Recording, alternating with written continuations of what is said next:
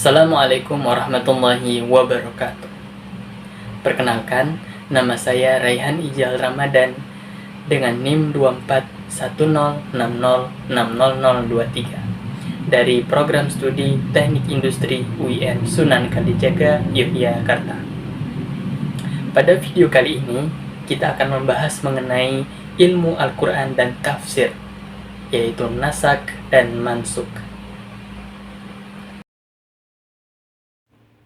Al-Quran tidak diturunkan dalam satu waktu, melainkan secara berangsur-angsur selama 23 tahun.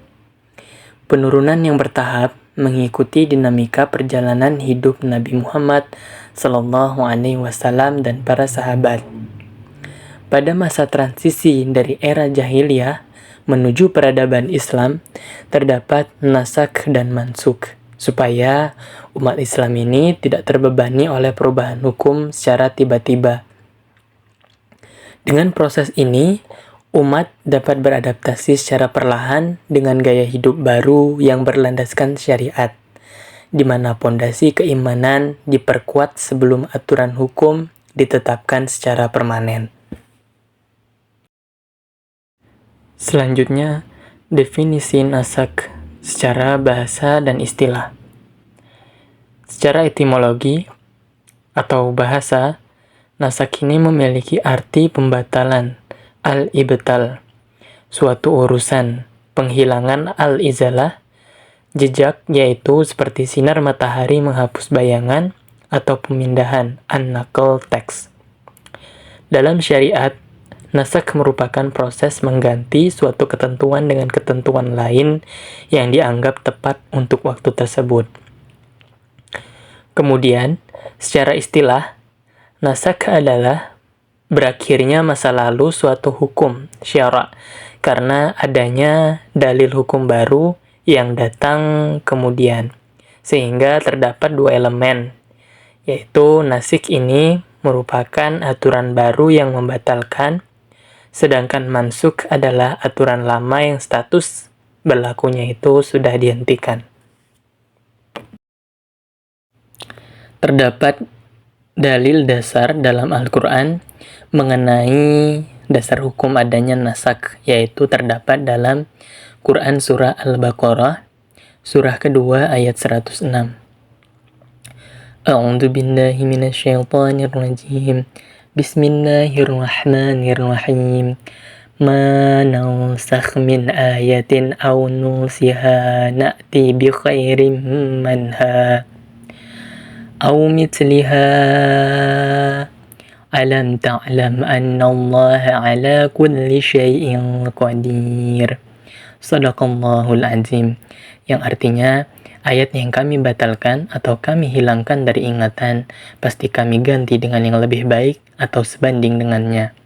Tidakkah kamu tahu bahwa Allah Maha Kuasa atas segala sesuatu? Juga pada Al-Quran Surah An-Nahl ayat 101, A'udzu billahi minasyaitonir rajim. Bismillahirrahmanirrahim. Wa idza baddalna ayatan makana ayatin wallahu a'lam bima yunazzalu qalu innama anta muftar bal aktsaruhum la ya'lamun. Shadaqallahul azim, yang artinya, dan apabila kami mengganti suatu ayat dengan ayat yang lain, dan Allah lebih mengetahui apa yang diturunkannya, mereka berkata, sesungguhnya engkau Muhammad hanya mengada-ngada saja. Sebenarnya kebanyakan mereka tidak mengetahui. Kemudian, syarat-syarat terjadinya nasak. Syarat utama nasak yaitu adanya pertentangan mutlak yang tidak dapat didamaikan. Selain itu, dalil penghapusnya harus datang saat berakhir dan keduanya harus sama-sama berupa dalil syariat. Jadi selama makna kedua ayat dapat disatukan, maka hal tersebut disebut taksis atau pembatasan hukum, bukan nasak. Pada perspektif golongan terhadap nasak, terdapat beberapa perspektif. Yang pertama itu golongan Yahudi. Mereka menolak secara mutlak karena memiliki pandangan yang menganggap bahwa nasak ini mustahil karena berarti Tuhan berubah pikiran atau al-bada.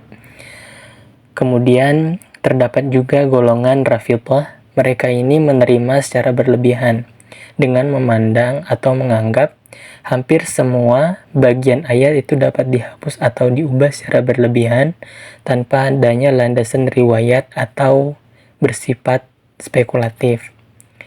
Pada golongan yang ketiga itu golongan jumhur ulama, mereka menerima secara mayoritas dengan fakta syariat dan bukti kebijaksanaan Allah karena nasak bukan tanda Tuhan salah, tetapi tanda Tuhan itu maha mengetahui kapan suatu hukum harus dimulai dan diakhiri sesuai maslahat manusia.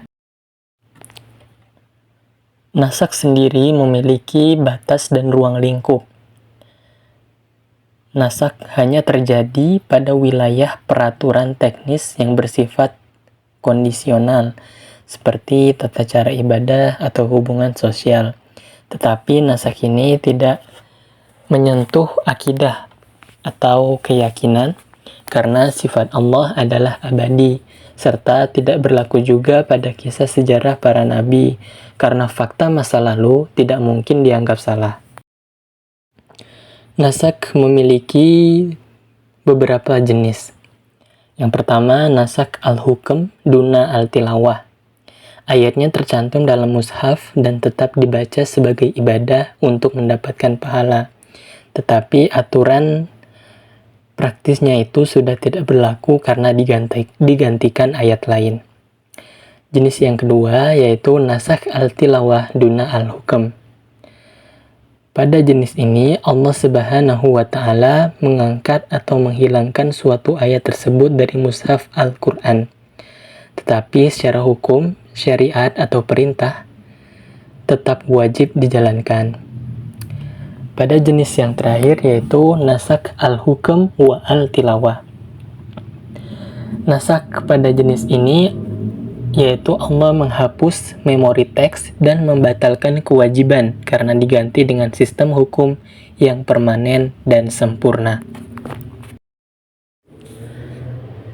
Kemudian ada perbedaan ijtihad para ulama, yaitu mengenai jumlah ayat yang dianggap telah dihapus hukumnya.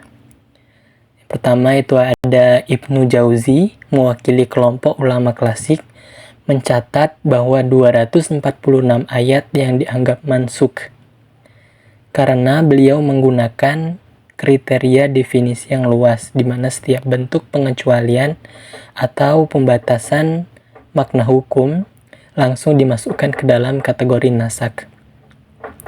Sebaliknya, terdapat juga ulama modern seperti Syekh Waliullah Ad-Dahlawi ini menerapkan standar yang absolut.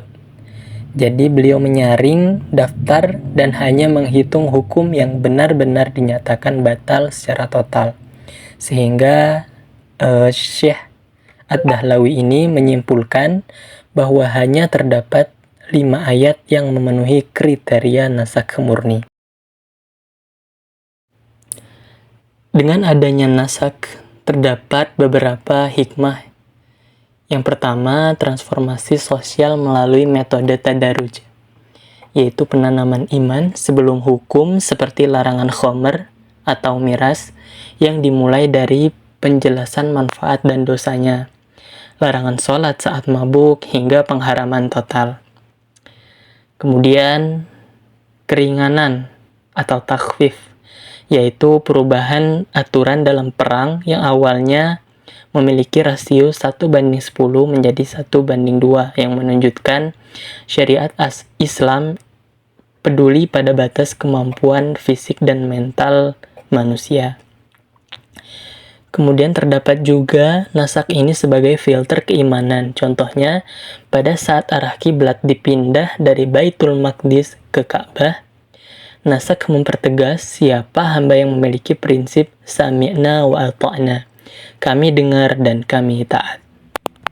Dari penjelasan mengenai naskh dan mansukh, kita dapat menyimpulkan pemahaman ilmu bermanfaat supaya tidak salah menggunakan ayat dalam menetapkan hukum. Naskh dan mansukh juga membuktikan Islam merupakan agama yang rasional dan dinamis sesuai dengan prinsipnya, bahwa Islam tetap relevan dalam setiap ruang dan waktu. Sekian dari saya, lebih dan kurangnya mohon maaf. Assalamualaikum warahmatullahi wabarakatuh.